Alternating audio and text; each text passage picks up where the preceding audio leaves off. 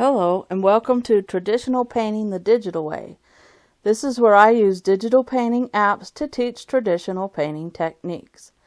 In this series we're going to be painting a moon in a jar, and this series is going to be mostly looking at all the new things that have been added to Krita. So if you want to follow along with traditional materials, here's some of the brushes that I use and some of the acrylic paint colors that I use. And I usually use Grumbacher acrylics, sometimes Liquitex. It just depends on what I have on hand. I like canvas. I like a wrapped canvas or a sort of a cardboard canvas, but it also depends on what you want to have. So mainly what I want to do in this series though is to look at all the new improvements that they've added to Krita. I've had Krita for quite a while, and it's an open source program, so it's free. And every year they have a big Kickstarter and they add a whole bunch of new things to it to make it a lot better and a lot fancier and things. And so I just wanted to go ahead and try to see what would happen if I did a big project with Krita. Now I've tried it in the past on my Surface Pro 3, and it had a really big lag time, and so I didn't really do very many projects with it. But now I have Surface Pro 5, and they've also added a whole lot of improvements to Krita. I think we're on version 4.3. I'm not sure. You'd have to go in there and check for sure. I may be wrong, but anyway, it's really had a lot of improvements to it lately, and they've added even animation and a whole bunch of different things. So here I just wanted to go ahead and try to make sort of a dark background. And I'm using some of the oil brushes that they have. They've added, for a while they didn't have blending brushes, but they've got blending brushes now. And so that makes it a lot nicer to use. And so I was trying to get just kind of a dark background. And if you're following along, with traditional materials like acrylics or oils, then you can use a dark burnt sienna color, or perhaps throw in a little bit of some ultramarine blue. I'm just trying to go kind of for a brown color. And as you can see there's still a little bit of a lag. It's not as bad as it used to be, but there is a little bit of a noticeable lag, especially when I'm trying to kind of blend it. And that probably can be taken care of by maybe making a smaller canvas or something. But it still lags just a little bit, but it's a whole lot better than it used to be. It used to lag so much I really couldn't do much of a picture with it, but it's gotten a lot better now. And so here I'm just trying to kind of finish the background and try to get it to go over that.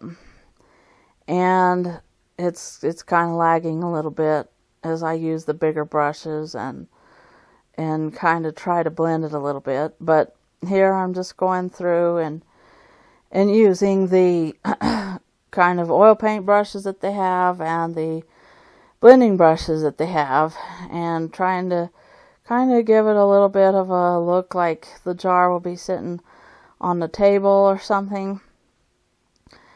And so I just was kind of trying to blend that dark into light edge there with their blending brush. And this series is going to be a lot of me just trying to figure out what Krita can do for me. I'm used to programs like Infinite Painter and Corel Painter, and ones that really blend well. So I'm trying to find out, if I can get those same effects with this program. So I'm looking through a lot of the different brushes and trying to figure out what they were doing. And I'm using Pure Ref right now for the reference window, but I found out later that they actually have a reference window in Krita now too. But Pure Ref is also a free program that you can use to use photographic references in it, and it adds 2 or 3 photos at once, and it floats above all your programs. And it's a pretty nice program too, and I like to use it with programs that don't have reference windows, such as Autodesk Sketchbook and some of those kind. And I thought that Krita didn't have one, but they've added that feature, as I discovered about halfway through this project. So anyway, I'm still sort of working on the background, and if you do this with your acrylics, you can use your 1.5-inch flat brush for the background and just kind of add some white to your brown mixture to make it lighter on the bottom. Here I'm using the airbrush, and that kind of makes it look like it's blending a little bit better here. And so I'm just kind of going over the background and trying to make it look a little bit lighter and gradiated, and just trying to get kind of a wood look in the background, but not real bright, I guess you'd say, and just trying to keep it subtle. And then here I was trying to do a look like it's kind of on the table, and so I was using some of the brushes to try to get that look here, and then I'm blending it with some of the blending brushes on Krita here.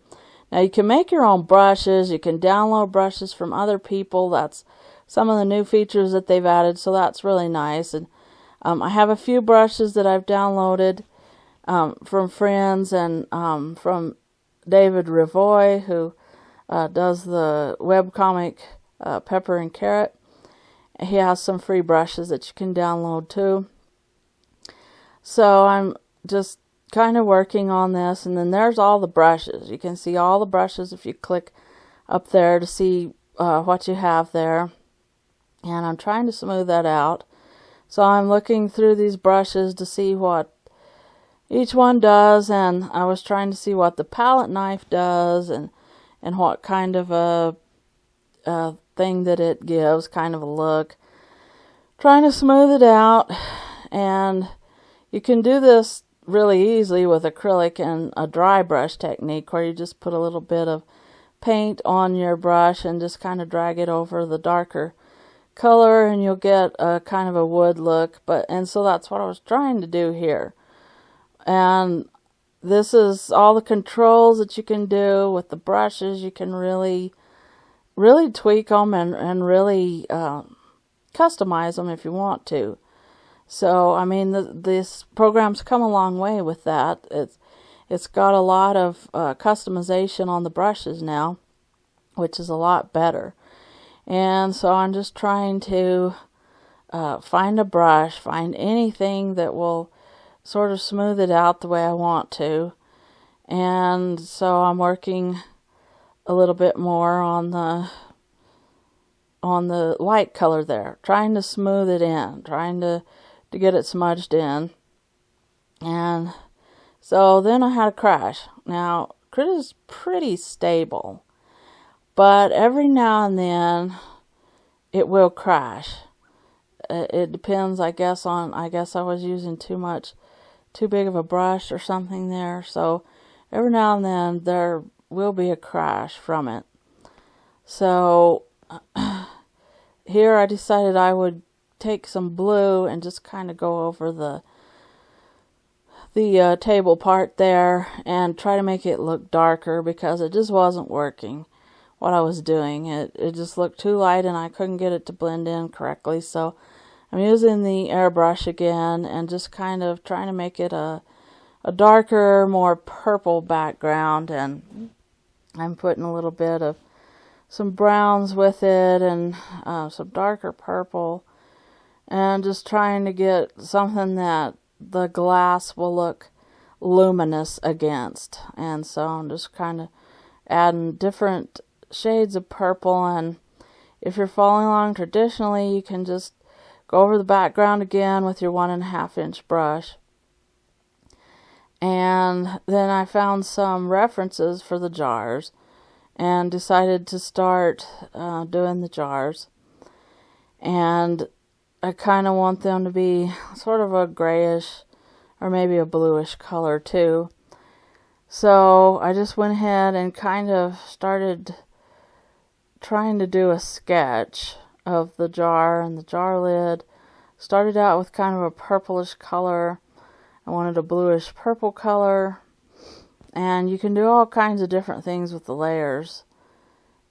There you can merge them together and add new ones and different ones.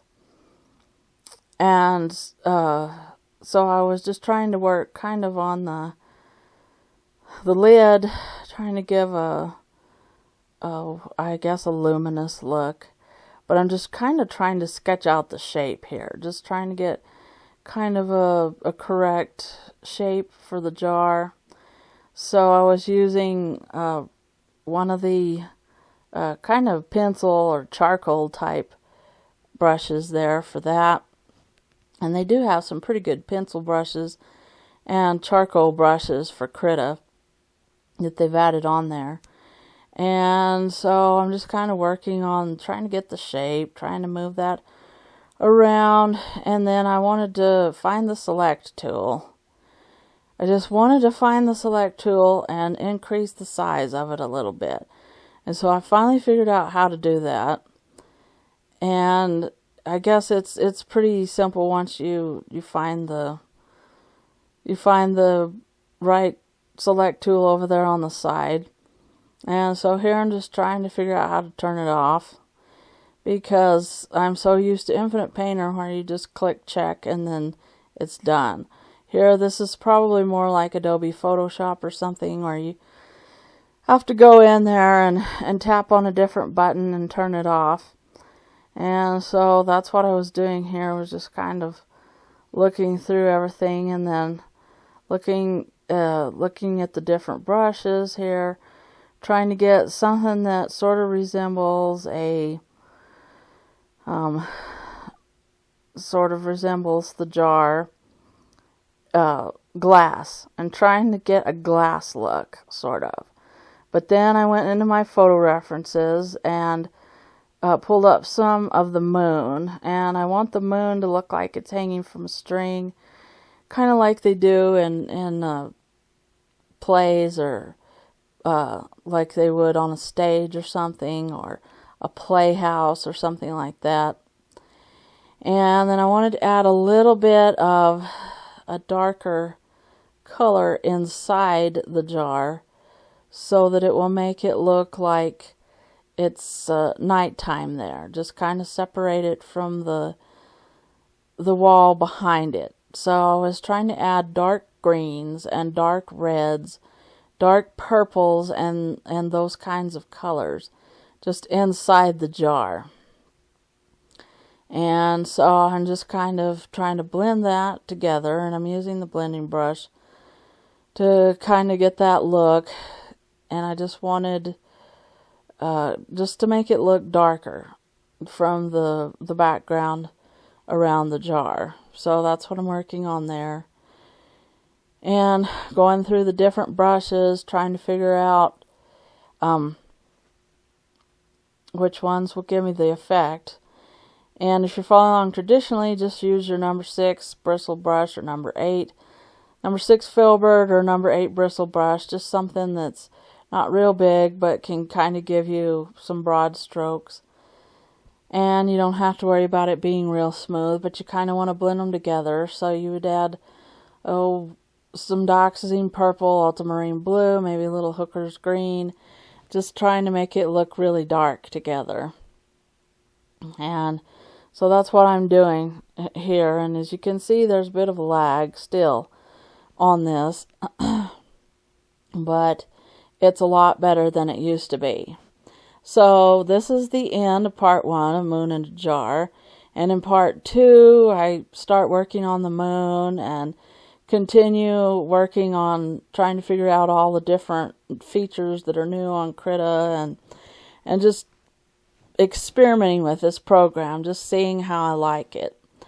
So if you want to see the rest of it, just hit the subscribe button, and thanks for all your support. Thanks for watching. If you have any questions, just leave them in the comments down below, and I will catch you later.